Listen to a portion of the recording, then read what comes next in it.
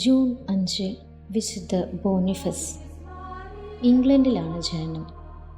കയ്പും കഷ്ടതയും നിറഞ്ഞ ഈ ദിവസങ്ങളിൽ കർത്താവിന് വേണ്ടി നമുക്ക് സമരം ചെയ്യാം. ദൈവം തിരുമനസ്സാകുന്നുവെങ്കിൽ നമ്മുടെ പിതാക്കന്മാരുടെ വിശുദ്ധ നിയമങ്ങളെ പ്രതി അവരോടുകൂടെ നിത്യസൗഭാഗ്യത്തിലെത്തിച്ചേരാൻ നമുക്ക് മരിക്കാം.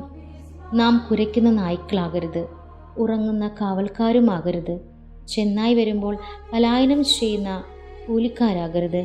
പ്രത്യുത സൂക്ഷ്മതയുള്ള ഉത്സാഹശീലമുള്ള സമ്പന്നരും ദരിദ്രരുമായ എല്ലാവരോടും എല്ലാ പ്രായക്കാരോടും സ്ഥാനത്തും അസ്ഥാനത്തും പ്രസംഗിക്കുന്ന ഇടയന്മാരാകണം എന്നീ വാക്കുകളാൽ തീക്ഷ്ണതയോടെ ജനങ്ങളെ വിശ്വാസത്തിലേക്ക് കൊണ്ടുവന്നു അദ്ദേഹം.